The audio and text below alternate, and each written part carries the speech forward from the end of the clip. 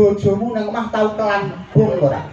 Ini lho ya Mas, kelem ya Mas. Enak kelem nek. Oh. Enak ngene. Lah aku wong ngawi, aku wong geneng, jangan bung ya tau to senenganku to kowe. Tahu ya? Tahu. Ke sing nom apa sing tuwa? Jenenge bung anak pring ya sing enom. Kok gak sing tuwa ben enak ben nyocok tangkemmu. Wis ngene iki. Oh, ya iso malah budek. Wong enak menungso kon kowe. Dalang abot, abote dalang nggih ndi apa ngangkati gamelan, apa usung-usung gamelan, apa notoni debok. Dalang teko kare lugu karo abot. Apik lambene. Ngene 80 lho ora entuk dinyang.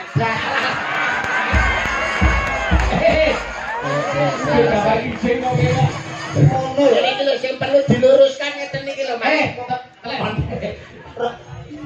Piye? Sogone Pak Lurah ra Aku karo Mas Bayu tok. Ah, Pak Lurah tak baca. Wong kene iki yo kancane. Aja nesu. Ora nesu, ora nesu.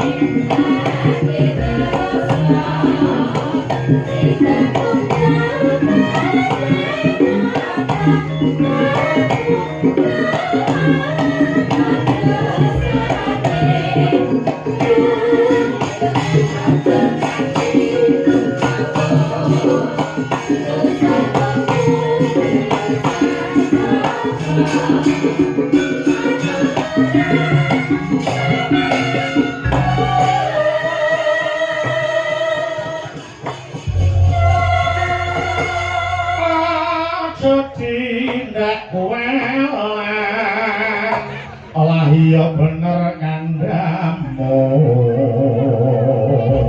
Suwa Guru Panduk nggih lali sumber kekiratan.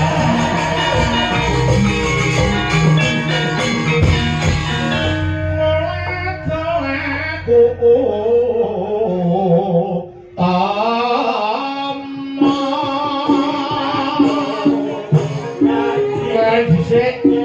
Mondo tak jarengi yo.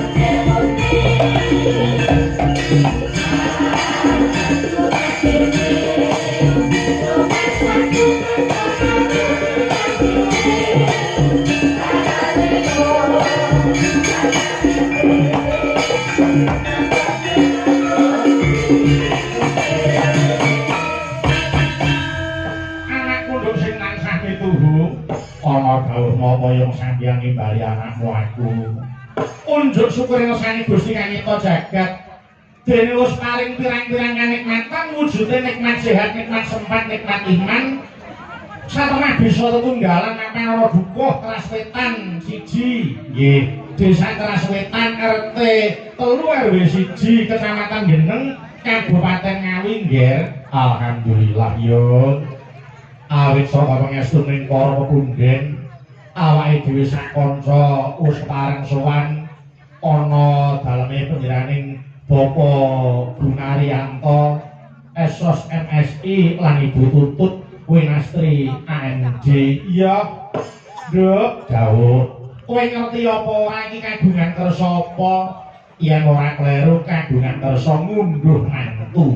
Iya kena diarani ngunduh mantu lan uga kena diarani mantu nggih jalaran mantene wadon wis dadi putrane Pak Gun dhewe Nduk. Wis minengku kaya putrane dhewe nggih. Ya kuwi Raka Mas Fahrul Dwianto kuwi putra kaloro saka jenenge Pak Gunaryanto ingkang wis anjatu krama Mbak Feni Widyawati. Kuwi putri jenenge Bapak Wiji lan Ibu Ernawati SPJ saka Kauman Kecamatan utawa Kabupatene Magetan nggih. Alhamdulillah ijab wis kelakon tanggal 27 Oktober 2020 Nduk. Oh ngono nggih. Iki mung kari ngunduh manten nggih. Mantu sing diman-iman kabeh metu. Ya kuwi tresnane wong tuwa marang anak, celengane wong tuwa kanggo anak. Ora eman panjenengane Bapak Gunaryanto ngragati marang Mas Fahrul jalaran pancen wong tuwa nyambut gawe kuwi nggo marajake anak kok Nduk. Oh ngaten ya Pak. Iya. Lan ngatasi Mas ngantarane Mas Fahrul lan uga panjenengane Bapak Gunaryanto wis padha netepi sumpahe dhewe-dhewe. kok sumpahe dhewe-dhewe kepiye yen anak supaya anak nyang wong tuwa kuwi mikul dhuwur mendem jero nek yen supaya wong tuwa ngarang anak polah bapa kepradah Mas Fahrul kepengin palakrama Pak Gunaryanto nradai mula bengi iki wis kelakon digelar bahagian kaya ngene ndae nggih amin ya rabbal alamin mula yo pandongaku kanggo pengantene ya kuwi muga-muga sakinah mawaddah warahmah nggih sakinah kuwi ketentraman kedamaian dan rasa aman dalam hati sehingga jauh dari kecurigaan dan kegelisahan terus mawaddah ya kuwi cinta dan kasih sayang yang membara serta rasa saling memiliki yang dijawantahkan melalui perhatian dan penghargaan nggih warahmah ya kuwi kasih sayang yang mendalam dan terwujud dalam menerima kekurangan pasangan memaafkan serta adanya rezeki dan karunia Allah SWT amin ya rabbal alamin Nduk muga-muga pandongamu kuwi dijabahi dening Gusti Kang Nyipta Jagat Mas Fahrul Mbak Feni ora kok dadi bojo ning dadi jodoh nggih apa ana bedane bojo karo jodoh bojo kuwi kalau mangsane iso pegatan iso pisahan nek wis dadi jodoh kuwi ora ana bisa misahke mung kejaba maut kok Nduk amin ya rabbal alamin nggih dawuh iki matur nuwun kunjuk dening Bapak Ngades Bapak Haji Tony Riyadi Esa kang wis paring idi paringah nggone panjenenganing Bapak Gunaryanto gelar bahagian ora mung bengi iki oh ngono ya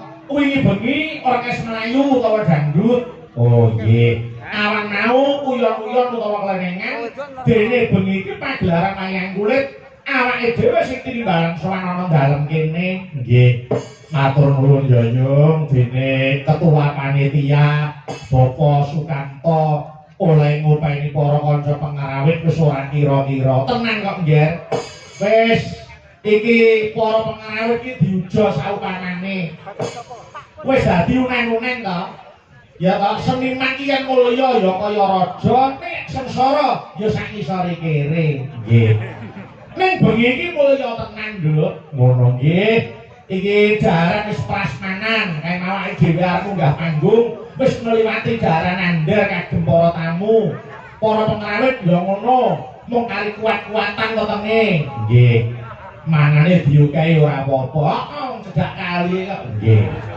mula nggih iki gandeng ujube kuwi tasakuran mula ayo kowe ngaranku tirakatan lek-lekan ana dalem kene monggo tak derekke dasare dening Pak Gun sing ditimbali ora ngaku karo kowe kebun nimbali para edan bintang tamu sapa Mas Yuda CS ya diatur pinarak ana kiwa kotak dipethuk prau layar monggo tak derekke monggo to yo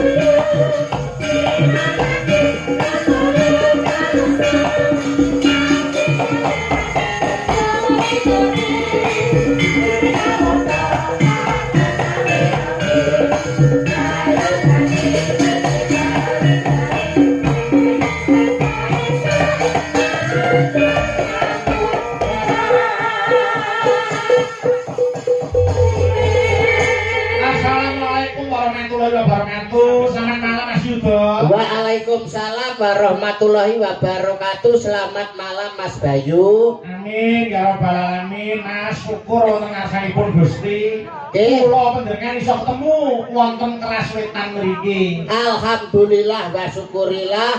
Mugi kawilujengan katentreman lan kabahagiaan tansah kajiwa kasarira dumateng keluarga ageng Bapak Gunaryanto lan Ibu Tutut mandhapipun dumateng temanten Sarimbit. Mugi tansah pikantuk berkah rahayuning Gusti satemah dados keluarga ingkang sakinah mawaddah lan warahmah. Allahumma amin.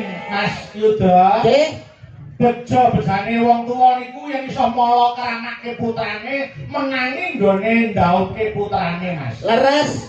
Gira. Nggih. Mula kula panjenengan nulang dhateng lekasipun panjenenganipun Bapak Gunaryanto tuwin Ibu Tutut. Nggih. Sebabe apa kok panjang umur mergo penggalih semeleh ora kemurungsung rasane. Leres. Aja to nampa rezeki paribasane nampa pancoban wae tetep disyukuri niku umate Gusti sing pancen hebat tenan Mas Yuda. Wah, saestu kok Mas Bayu. Hebat niku mboten kados Pak Carik. Kula nek bali cekap Pak Carik ngoten mawon. Pun buntas pun rampung anggenipun netepi darmaning pini sepuh. Wong kewajibane wong tuwa darmane wong tuwa siji paring asma sing becik kanggo putrane, loro maringi ilmu utawa nyekolahke, sing nomor 3 nikahke lamun wis dewasa. Wah, panjenengane pun buntas pun rampung anggenipun netepi darmaning sepuh. Amin. Pak Carik jan hebat luar biasa. Hebat. Napa melih menika mapan wonten desa sing paling atos. Desa paling atas Keras. Oh iya, nggih. Desa Keras, masyarakate kompak, guyub rukun, dasare sing kagungan kersa Pak Carik kalih Bu Tutut juragan pitik. Amin. Nah, nek kula kalih panjenengan ditanggap karo Bu Tutut juragan pitik wis ora ngentekno telek sak truk. Wah, diaturi kok. Saestu. Apa anu Bu Carik nimbali awake dhewe iki upil apa? Awang kene iki paribasane ngempek iya ketrimane Bu Carik kali Pak Carik kok. Malah kepara kala wau sampun wonten usulan panjenengan mengke mboten sah kesusu kondur rumiyin. Nggih. Awit napa panjenenganipun Bapak Lurah nggih badhe manggi panjenengan maringi DP kagem taun ngarep. Ora gawe-gawe lho. Lho, saestu lho pripun? Bapak Ibu setuju nggih? Taun ajeng Pak Lurah setuju nggih? Pun rasan-rasan nggih cekap panjenengan kula kalih Mbak Niken pokoke kumplitane nggih ngeten iki. Oh, nggih. Alhamdulillah. Alhamdulillah. Niku dadi dongane awake dhewe. Nggih. Keras to daerah Keras mriki sih kersa gelar wayang, sih kersa gelar pertunjukan tegese piyai kene iki ayem tentrem kahanane. Saestu wong desa Keras niku desa maju, nadyanto desa Keras niku desa sing maju. Listrik sudah masuk desa. Ternyata bareng tak selidiki neng Keras niki tesih usum ting. Oh, isih ana ting. Tesih kathah ting. Nggih. Angger esuk nang kok kanal ting ploweding ngono niku. Nggih, heeh. Yo ngeten lho Mas. Pripun? Piyai mriki tegese nampa kemajuan zaman ora ninggalke marang tinggalane para simbah-simbah riyin. Saestu. Iku ora lali karo kula bukane nalika durung ana listrik nggih to. Nggih. Niku ting iki sing dienggo madhangi. Leres. Kula niki dadi pepiling awake dhewe. lali sumber bakal ketiwasan. Lali sumber ketiwasan. Dadi wong maju ya kena. Ning aja nganti ninggake marang mula bukane biyen, ngaten. Nggih.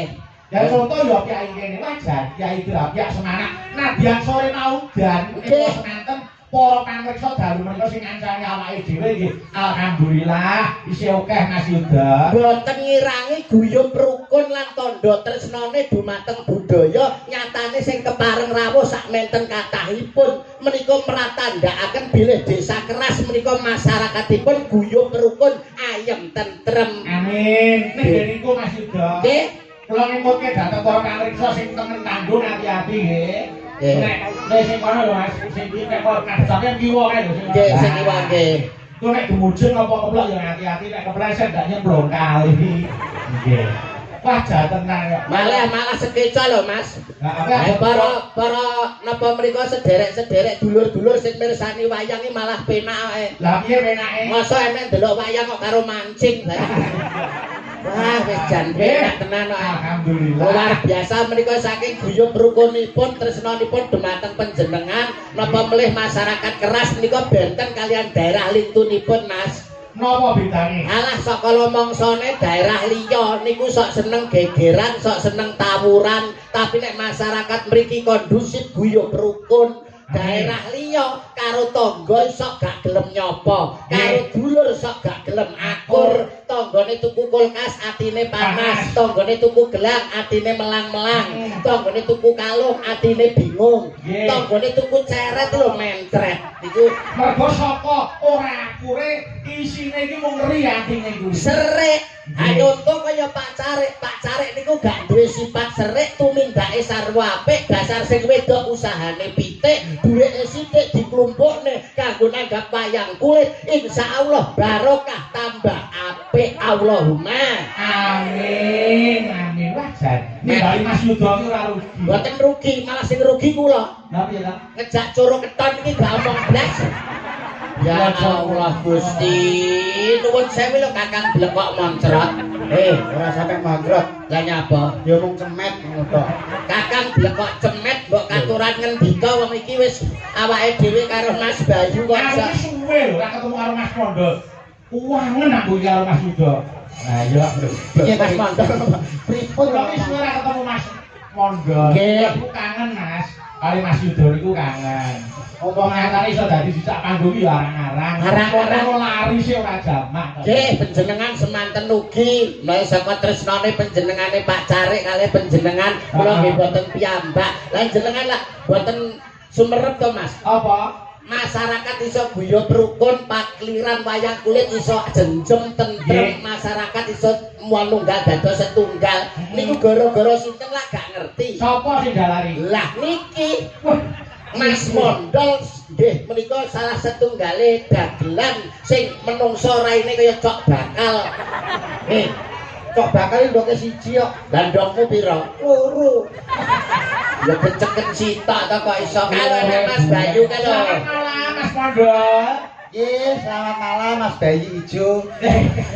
Bayu Aji kok Bayu Ijo. Mas Bayu Aji. Bayu Aji kok Bayu Ijo. Bayu Aji. Nggih. Ora nggih sehat to Mas Mondo. Alhamdulillah sehat. Nggih, nggih syukur nek sehat. Mas Yuda. Nggih Mas Bayu nggih. Malam ini sangat luar biasa. Luar biasa. Napa mboten luar biasa panjenengane Pak Carik hebat kok. Panjenengan wau rias teng pundi Mas, transit teng pundi? Lah kuwi mau di daleme sapa? Daleme kawitan. putrane pembarep Nggih. Mbak Tika Nggih. kalah tumbas dalem utawa tumbas omah lawas. Saestu. Wah, lawange diukir, Oh. cagake diukir, jedenge tak kira ya diukir to Mas. Lah kira diukir to lha apa ora? Mboten diukir niku Lah wae. jebule Dipangan rayap. ya ora to. Diukir. Ora. Wah hebat garwane ngasta polisi. Betul. Luar biasa. Heeh. Namung saged turun rembug rakitang mung klungsu-klungsu nderek udu. Napa Mas Yuda? Mugi-mugi keluarga Bapak Carik Sarimbit Iqbal ngenipun kagungan kersa saestu pikantuk berkah rahayuning Gusti satemah temanten kekalih dados temanten ingkang sakinah mawaddah lan warahmah. Amin. Saiki gendi kowe. Ndang, ngono. Bisa omong ora iki jane cangkem babet to iki kok. Dienggo omong ki lho, pokoke Dungane mantene. ya ora ketang mong sethithik ki awakmu klungsu melu kudu ngono lho. Apa nek bandare apa kudu?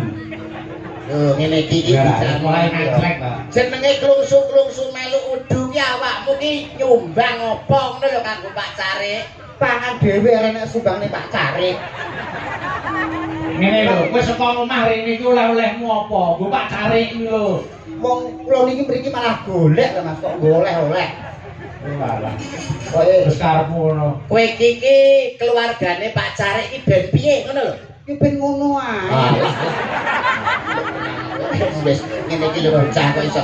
Tegese ki usahane ben saya maju dicapakne. Disuruh. Maju. Mas enten kabel ecet ta? Lho apa ta? Ku nyetrum cangkeme cah iki.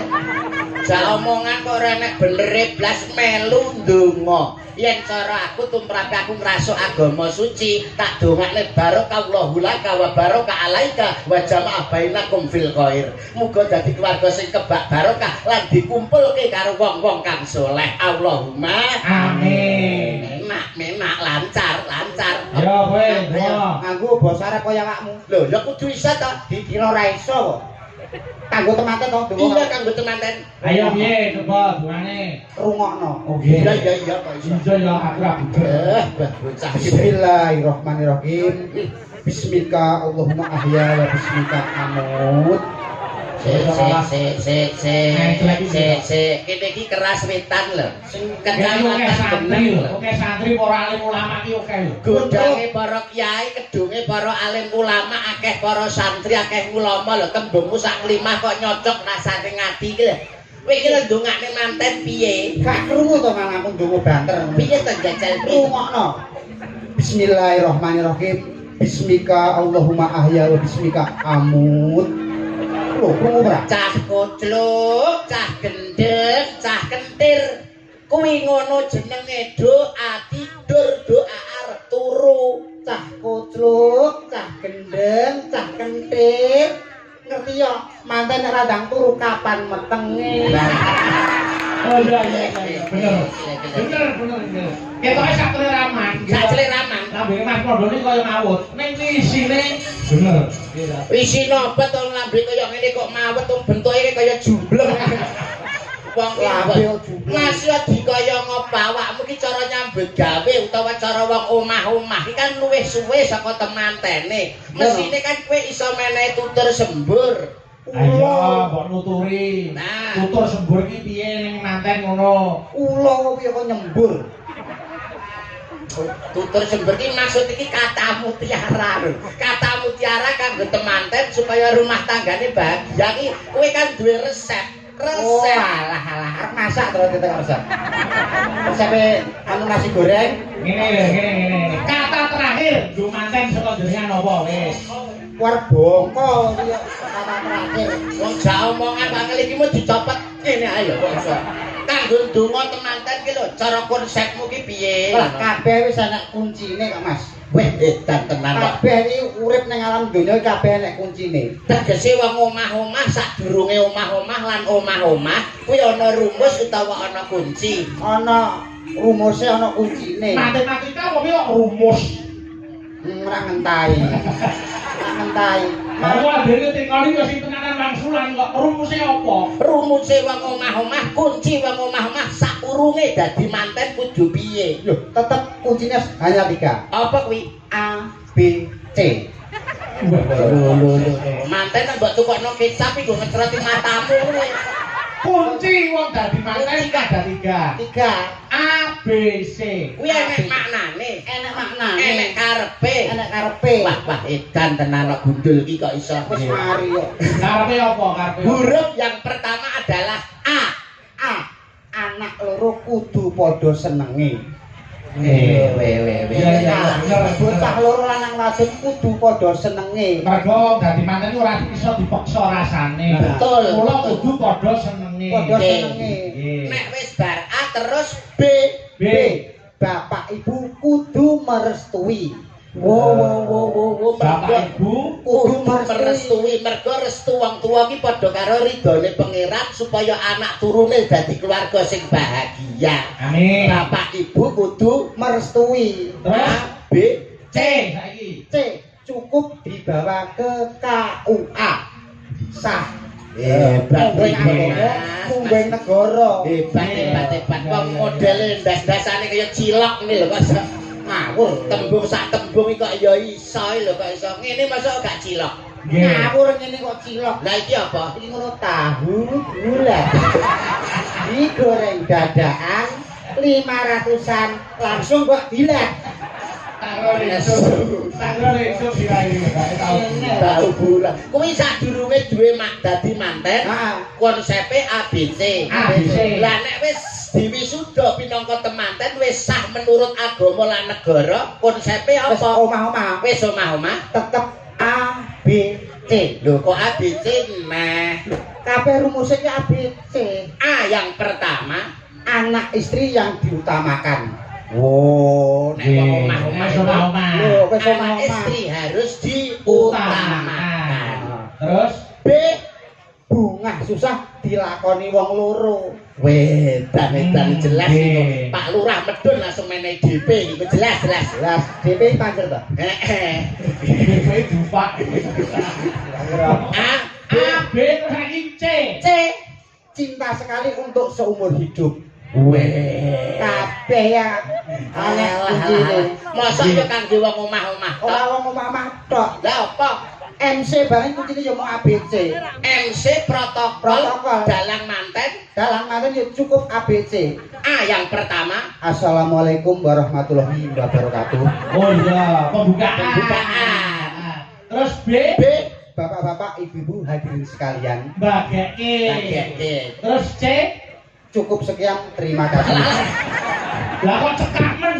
Ah, teka awas kok. Oh iya. ngono kok jare kena kanggo patuladan iki lho. Nggih. Kowe iki ya nuwun sewu, kowe iki pernah tuwa, temantene iki pernah enom. Paling tidak kowe iki sebagai wong tuwa iki kudu menehi pitutur sing apik karo wong sing luwih enom. Sebab wong tuwa iki pengalamane wis luwih akeh, ibarate mangane uyah wis akeh. Mulane wong tuwa nek karo wong enom iki mesti apik wong tuwa. Nggih to, Mas? Ayo mesti no, Lah. pengalaman hidup iki wis akeh kok. Lah dalah. Oh, Piye, terus Bas? temoto atine. Piye balen oleh ngomong mau kok gak patek genah. Wong tuwa ki pengalaman hidup sudah banyak, mangane uyah wis akeh, mulane wong tuwa ki nek karo wong enom mesti luwih apik sing tuwa tinimbang sing enom. Wis mesti nek wong tuwa luwih apik. Ya jelas ta. Tenan yakin wis Yakin. kowe ngerti sengkuni. Sengkuni nek Mas Bayu paham nggih Mas Bayu Ya ngerti sembuni kok. Ngerti sengkuni ta? Ngerti. Kowe ngerti Puntadewa. Puntadewa ngerti. Sengkuni karo Puntadewa itu endi? Tuwa Sengkuni Apik endi? Sengkuni karo Puntadewa. apik pun. Ah. Yo Mas. Oh iya bener ya. Iya. Mas nuwun sewu ya Mas. Plongo. Karepku ki sing mbok nggo conto ki aja wayang kulit kene iki. Sing mbok nggo conto ki daharan sing disuguhne mau lho kan kena kanggo conto to. Apa wae nek sing enom contone kaya pelem, kaya buah, kaya apa gedang mau. Kuwi nek sing tuwa kuwi piye rasane? Legi, Nek enom sepet, pelem nek tuwa. Nek enom kecut. dadi panganan apa wae kuwi nek tuwa mesti luwih enak tinimbang sing enom. Rungokno kuping mundur kuwi. Dadi panganan apa ae Nek tuwa luwih enak tinimbang sing enom. nek tamu. Apa? Bojomu ning omah tau kelan bung. Tau ngayur bung. Ini ya Mas ya, pelem ya. Pelem, Kuwi nek tuwa legi. legi, Nek enom kecut, gedang nek tuwa, legi, nek enom sepet, salak nek tuwa. legi, Nek enom sepet. dadi panganan apa wae kuwi nek tuwa luwih enak tinimbang sing enom. Rungokno kupingmu, aja mbok bantah. Dadi panganan apa ae nek tuwa Luwih enak tinimbang sing enom. tak takon aku. Takon. Bojomu ning omah tau nyayur bung ora? Tau kelanjangan bung ora? Ini ya Mas ya, pelem ya Mas ya. Iya, Pelem pelem. nek tuwa legi. Legi. Tapi nek enom kecut. Kecut. Gedang kuwi nek tuwa legi. Legi. Nek enom Enom cepet. kecepat. Dadi panganan apa wae kuwi nek tuwa luwih enak tinimbang sing enom. Panganan apa ae nek tuwa? Enak tinimbang sing enom. Sik aku tak takon. bojomu nang omah tau kelambung ora? Ane lho ya Mas, kelem ya Mas. Enak kelem nek. Oh. Enak ngene. Lah aku wong ngawi, aku wong geneng, jangan bung ya tau to senenganku to kowe. Tahu ya? Tahu. Ke sing nom apa sing tuwa? Jenenge bung anak pring ya sing enom. Kok gak sing tuwa ben enak ben nyocok tangkemmu. Wis ngene iki Oh, ngene ya iki. iso kan malah gedek. Wong enak menungso kon mangan gedhek iki ya. Nuwun sewu nggih Mas Bayu nggih. Awakmu ki mbok ya aja kaya ngono. Sing mbok derekno ki Mas Bayu lho. Ki Bayu Aji Prasetyo ki dalang kondang saka Surakarta. Kowe iki tindak sapecak tembung saklimah muna-muni kudu sing sarwa ngati-ati. Tugas dalang ki ngudal piwulang. Piwulang sing luhur, piwulang sing becik. Kok sak penake kowe karo dalang? Lha terus karepe Lho, dalang ki gawean sing abot lho, Mas. Aja nyepelekno dalang lho kowe. dalang abot. Abote dalang nggih ndi apa ngangkati gamelan? Apa usung-usung gamelan apa notoni debok? Dalang teko kare lungguh karo abot. Apik lambene. Ngene 80 lho ora entuk dinyang. Gawe izin kok kene. Ngono lho. Ini lho sing perlu diluruskan ngeten iki lho, Mas. Telek bebek, sing ngomong aja waton. Jebule sae. Lho, sampe dadi dalang apa? Lha kena kabut to yo. Mripate melek tangane nyolake wayang sikile jejake keprak. Lah ya gone apa turu? Wong ya melek teko esuk. Anak sing guru. Tawar sing turu terus ditinggal mulih bis. Tegese abote dadi dalang iki kok ora perkara usum-usum, ora angkat-angkat. Dalang ki nyuwara terus nganti tekan pada esuk ki nyuwara terus. Lah sindene kok apa bisu? Wong yo nyuwara teko esuk. Muni teko esuk ya. Kok ngene abot dalang. Ngene lho. Angel aja omongan iki. Dalang ki abot ngono lho, Mas. Abote dalang apa ngangkati gamelan apa ngusungi debok? Karek ngapa? Teko lu kare lungguh karo cek ngene kok muni ulung-ulung dinyang ra oleh. Ngene iki lho. Lah lambene apa ngono kudu nyepeleke ngono iki. Abote dalang iki kok ora perkara usung-usung gamelan atau debok. Abote dalang sing tak maksud abot, sukses lan orane pagelaran bengi iki kuwi tergantung dalang rungokno ndul kupingmu. Ya ora iso. Lho, kok ora iso? Ora iso. Suksese pagelaran bengi iki ora perkara dalang, Lah perkara apa? perkara genset. Enek dalange, enek yogane, enek jensete opar garingan. Pedhot golokane no Mas. Ya, Mas. Wis. Pentingnya genset. Berarti sing penting ora dalang. Ora Sing penting apa? genset. Nek ngono sing penting ya ora genset. Lah apa? Sing penting solar, enek gensete, gak enek solare, opar mbok uyui gensetmu. Yo ora iso muruh. Gak iso muruh. Dadi sing penting Solar. ora iso. Sing penting pom. Enek solare, ora nek pome leh arep tuku nang ndi. Ngene bakul pirang, Bang? Ora enek. Berarti sing penting apa? Sing penting pom. Nek ngono sing penting ya ora pom. Lah apa? Sing penting lemah utawa bumi. Nek gak enek bumi arep mbok encep ning ndi pommu. Ora iso dibangun. Lah, sing penting bumi. Nek ngono sing penting ya ora bumi tok. Lah sing penting apa? Sing penting Allah Subhanahu wa taala. Yo entek arek tenan ngono yo wis. Enteng. Lah, Didorone yo entek yo. lah ra nang parang rono suwi utuh ngengkel-engkelan tok. Klungsu melu udu. Gliyak-gliyak watone. Kecandak. Gremet-gremet Patone slamet. Hah? Mula kabeh iki penting. Nggih, nggih. Kaya dene wong sak awak sak kujur iki. Nggih. Mripat duwe kewajiban dhewe, irung duwe kewajiban dhewe, lambe, tangan, sikil duwe kewajiban dhewe-dhewe. Leres. Dalang yoga sinden melawak niku wis ana nggone dhewe-dhewe, ora perlu dibanding-bandingke gitu. Betul. Duweni tanggung jawab sing abot kabeh. Kaya dene Mas Yuda. Nggih. Ya duweni tanggung jawab. Betul. Mergo panjenengan kuwi duweni kulawarga gitu. Nggih. Nyambut gawe sing apik, satemah para pamirsa semangatine sok bakal ditimbali meneh. Amin. Nggih. Oh, sampeyan dhewe wis seneng kok aku kok. Lah nggih. Luwung ngoten mriki gene Pak Lurah, luwung ngoten mawon. Piye? Sogone Pak Lurah ra Aku karo Mas Bayu tok. Ah, Pak Lurah tak baca. Wong kene iki yo kancane. Aja nesu. Ora nesu, ora nesu. Tak goleki kanca. Saged nggih, nggih. Yo niken salindri ben ngancani re. Ora. Jebul